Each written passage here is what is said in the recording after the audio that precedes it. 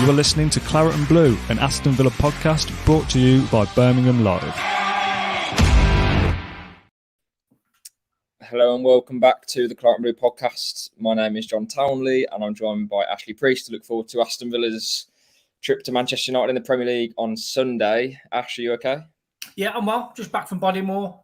Stuffed my face with the chocolate muffins, the sandwiches. I could even lie down now, John. Emery can't call on me from the bench on Sunday, let me tell you. I'm well, yeah. Looking forward to Sunday. It's one of them big games, isn't it? The ones you look on the fixture list for. And at this time of the season, where the standings are a lot on the line, yeah, these are the games you, as a player, you get up for, don't you? So excited for Sunday. Yeah, and we're in the final 5 now, aren't we? Which it's come around really quickly. I remember we were looking at like the last 10 or the last 12 only a couple of months ago. So obviously we start with a chance of, I think it's like 68 years since we last beat United home in a season, and something like nearly 100 years since we beat them back-to-back seasons away from home, which is quite something. So that would be what a time to break those records. And again, in a period of where we've got 5 games remaining, go to United full of confidence, hopefully. Yeah. Yeah, that's it, mate. Well, we beat them last season. Courtney Hall's header, so that kind of get to that monkey off your back, I guess. I thought we was kind of unlucky in the Carabao Cup game in one of Emery's first games as well. Watkins scored a good goal that night. Olsen was quite dodgy, wasn't he? On that evening as well. So, yeah, in his first game, we show we can go toe-to-toe with them and come out on top as well. So I think it's a good time to play Man United. Collapsed in the week as well. Knocked out of Europe last week as well. So, good time to play them. They ain't firing on all cylinders at all. So, and Villa can go there with confidence in the structure, as Emery likes to call it. Be tough to beat. I think we'll see that back six in operation from time to time at Man U, try and frustrate the crowd. And, might get our rewards. I think Watkins is due a goal. He's on a bit of a goal drought, isn't he, Watkins? So, he's due. But, why not? He plays like McGinn. The back two, Conser and Mings, are playing really well. Martinez, Moreno. If I was in the Villa player in that dressing room, I wouldn't be fearing United at all. And I think we're obviously on... It would be 11, wouldn't it? Unbeaten if we were to avoid defeat against United.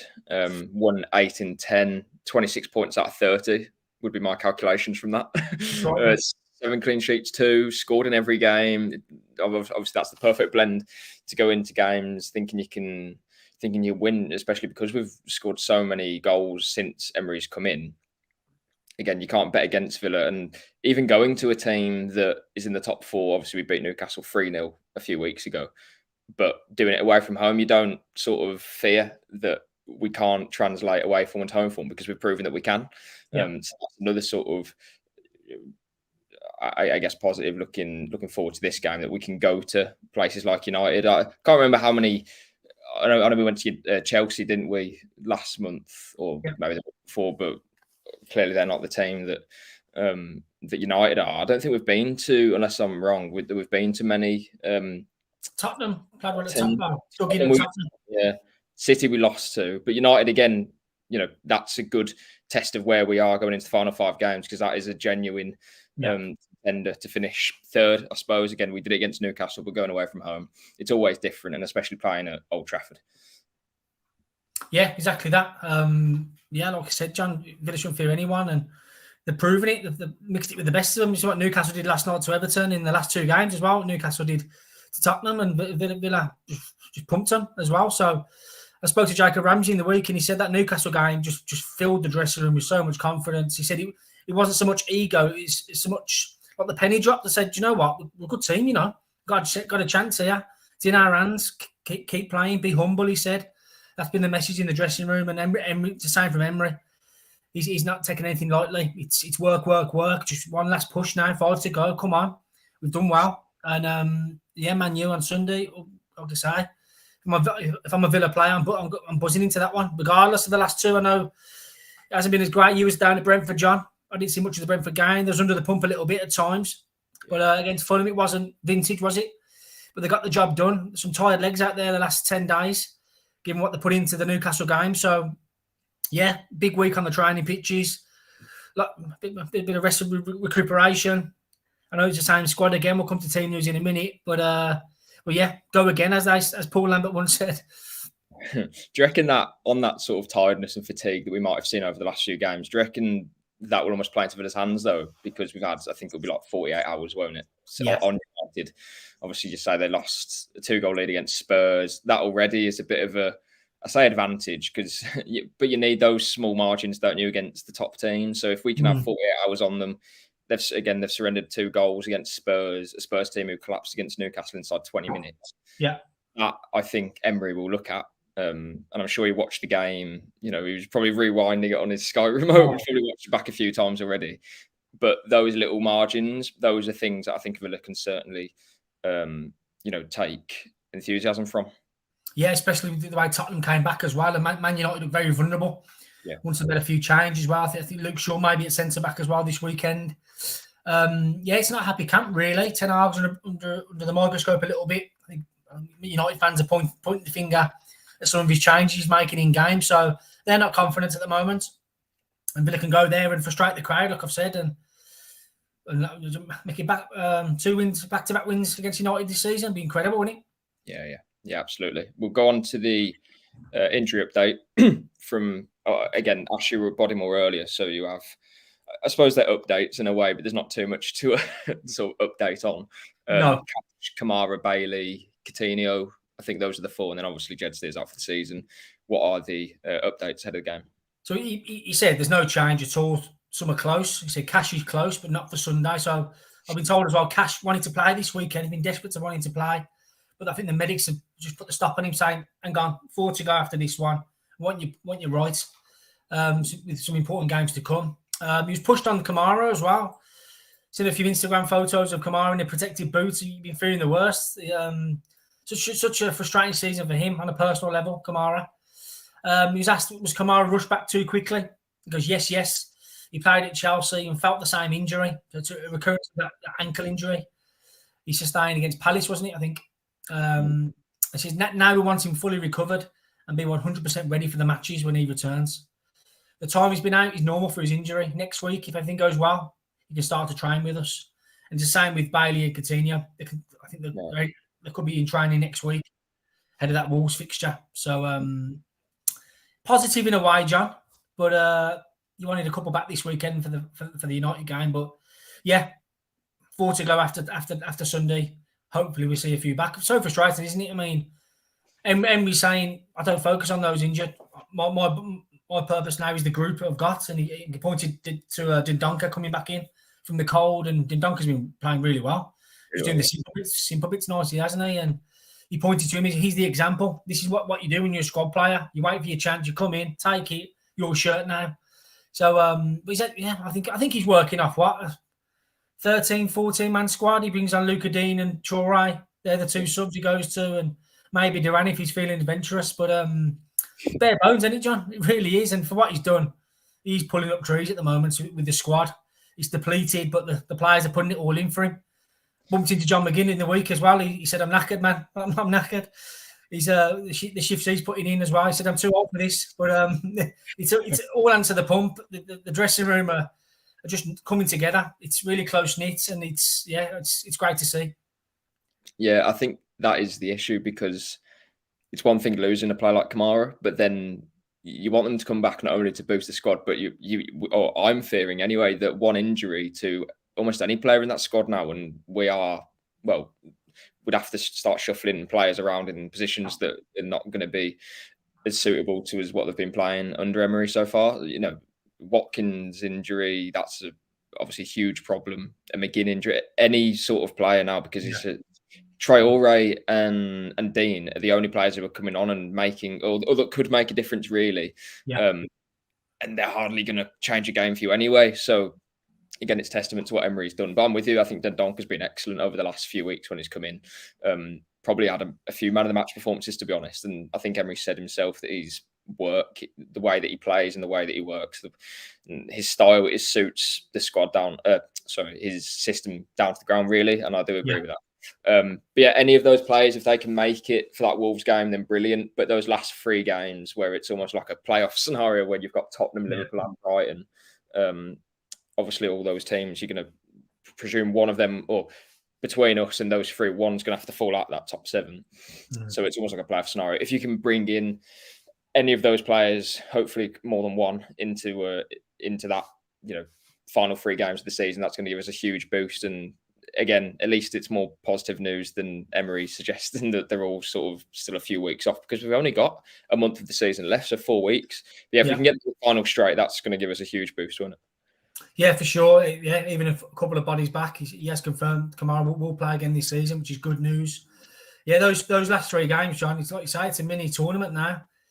And Emery's good at them. He's good at tournament style football, and hopefully they can come through at the other end and just get European football. I'll take Conference League, snap your hand off for that.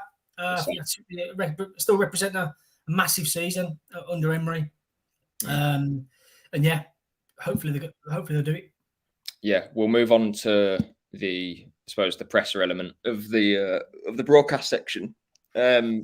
Again, it sort of most weeks now it's the same sort of questions, because Villa seem to be winning every week or just extending their unbeaten run, and it's we're almost looking forward to the final end of towards the final games of the season, where it's either European qualification or it's not. So there's not too much you can say in between games. But I did like his comments. I think he mentioned about he's not worried. He's not looking towards the outcome of games necessarily. He's just excited to prepare for them, and what will be. That sort of mentality, which I like, because it kind of gives off we are under no pressure to get European football again. Fans will be frustrated and a bit disappointed if we don't.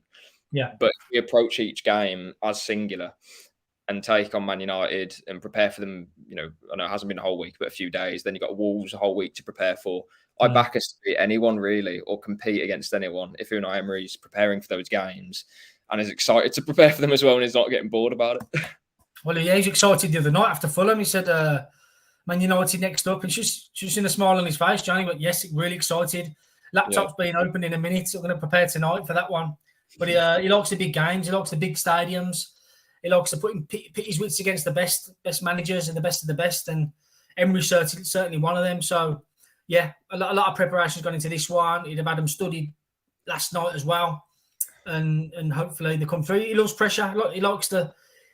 He said, if you're at this end of the season fighting for Europe, it's a good thing. The players should embrace it. The players should want to face up to it and be excited by the challenge. And yeah, like you say, the pressure's off Villa, really. They should be nowhere near here, should they? Let's be frank about it. And so, yeah, all to play for. And yeah, hopefully they do it.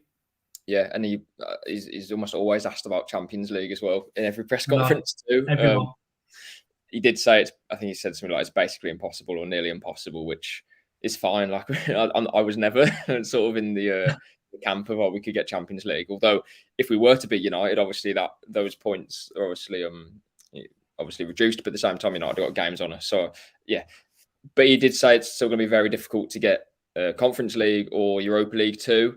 Again, it's that thing of Villa have come a long way, and we'll see what happens. But at the same time, I don't think anyone in the club isn't thinking of Europe in it. I know that's obvious, but the way he talks about Emery, it's very sort of, if we get European football, and again, it'll be difficult. If we don't, then we've made great progress. But I do think there'll be a huge tinge of disappointment if we don't manage to do it, because we're so close. And yes, Liverpool and Brighton got games in hand, but the ball's in our court. We are currently holding 6th, and we were in 5th, obviously, for a few days.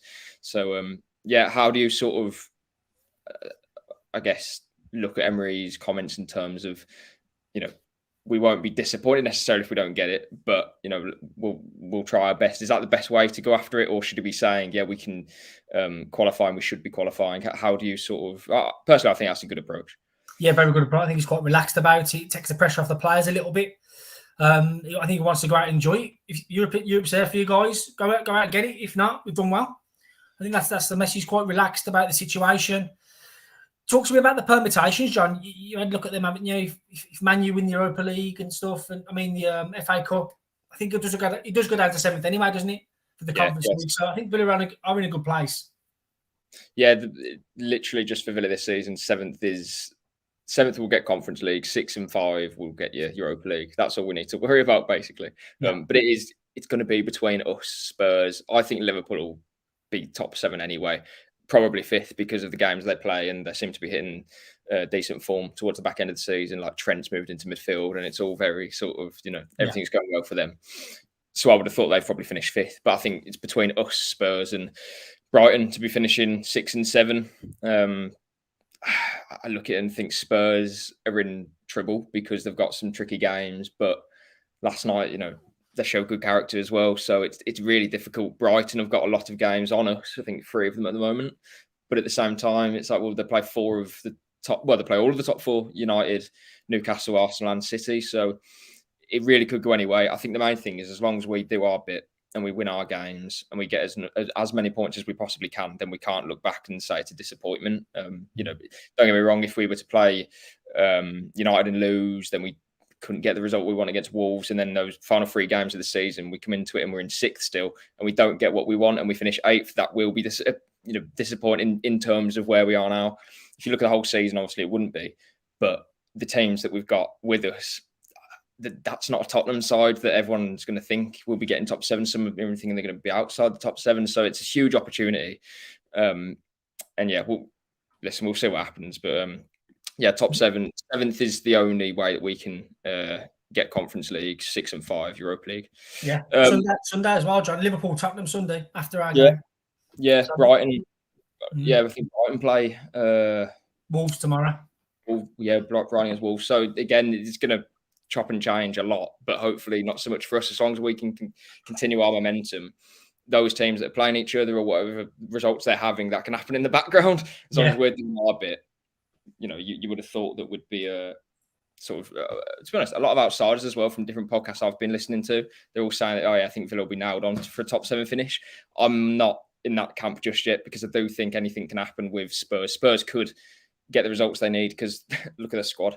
Same with Brighton. They've been terrific all season, and if they win half of their games, they'll finish above us no matter what we do. So yeah, it's difficult. I think as long as you go into those final 3 and you can get results against Spurs and Brighton, there you go, because that's 3 points on the 2 teams who you would have thought are going to be with us. We'll go on to the predicted 11 quickly. Yeah. I mean, again, there's not much to say about it. I guess it's going to be unchanged. Maybe there's a decision to make. Actually, no, I don't think there is. You say it's Traore and Luca Dean are the only players who you thought come into the team, and I can't see any changes from the team that played against Fulham. Can you, Ash? I can't really. No, I think he'll stick with Moreno at left back as well. I think he has gone with Dean a couple of times away from home at Everton. Rings a bell early on. But given Moreno's form and the threat he carries, and Man United's vulnerability at the moment at the back, I think Moreno starts. So yeah, I think it'd be same 11. See how much he got in the tank, and he tends to make them changes, doesn't he? Luca Dean for Moreno on the hour, 70-minute mark, and he gives Traore a run, hopefully to be the match winner. So yeah, I think it'd be as you were tomorrow, and no qualms with that. I think the only, maybe if there's going to be a change, maybe you're looking at Ashley Young potentially dropping out, just because we played so many games, and maybe Conte goes right back, Carlos comes into the middle, but I can't see it just because we've kept so many clean sheets. Why change a winning formula?